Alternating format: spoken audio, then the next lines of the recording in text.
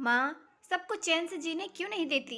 बहू, तुम बहुत ही बेहया बेशरम हो, बिल्कुल लाशरम नहीं, सब घोलकर पी गई है। ससुर जेठ के सामने न तो सिर पर पल्लू रखती हो, न ही ढंग से चलती हो। इतना तेज चाल है तुम्हारी, लगता है कहीं दौड़ प्रतियोगिता में भाग लेने जाना है तुम्हें। अरे माँ बाप ने यही सब सिखाकर भेजा है क्या?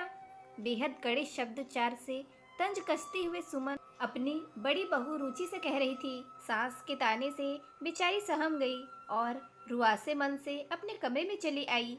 उसके पति विजय आईना के पास खड़ा होकर अपनी मूंछ को कैंची से आकार दे रहे थे। क्या हुआ, क्यों रोनी सूरत बनाई हो? माँ ने फिर से अपने तरकस में से व्यंग बाण चलाए। उफ, ये माँ भी ना एकदम से खड़ू सास की जैसी बनती जा रही है। अरे जाने दो ना, उसकी यही खराब आदत है। तुम वही करो जो ठीक लगे, तुम उनकी बात का बुरा मत मानो, कहकर पतिदेव ऑफिस को निकल गए।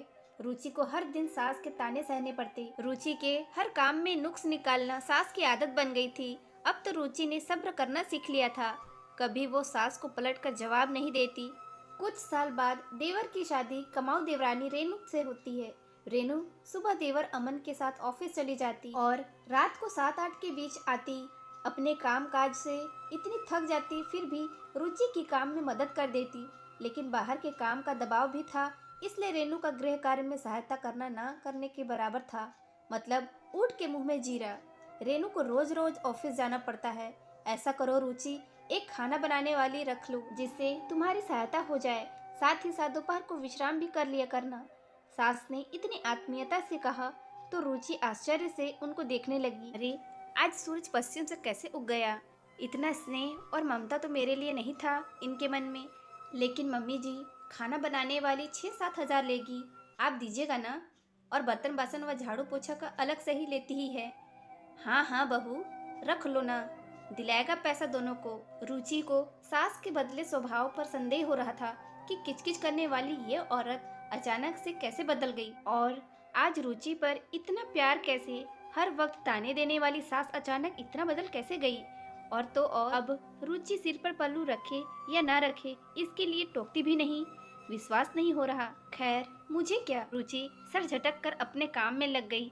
एक दिन रुचि को पता चला कि देवर बोले हैं अपनी माँ को कि खाना बनाने के लिए एक आदमी रख लो, रेणु से घर का काम नहीं होगा।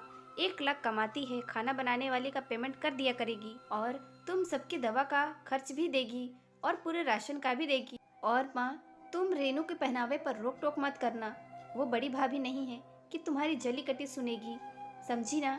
वो आज की लड़की है और हमसे ज्यादा कमाती है। अगर उससे कुछ कहा तो आगे से जवाब देगी या आपको कुछ कहेगी, आप खुद उसकी जिम्मेदार होंगी। मुझसे शिकायत मत करिएगा। लेकिन बेटा, एक बहू होने के नाते उसे लाज लिहाज का ख्याल रखना धर्म है ना? क्या बात करती हो माँ? सबको आदर देना व ख्याल रखना सबसे बड़ा धर्म है। लाज लिहाज स्वभाव में होना चाहिए, पहनावे में नहीं। बड़ी भाभी बहुत अच्छी हैं, आपने कभी उनकी कद्र नहीं की, हमेशा उनकी अवहेलना की है। वो कभी आपको पलट कर जवाब नहीं देती, आप उसका फ़ायदा उठाती हैं। रेणु उनकी तरह नहीं है।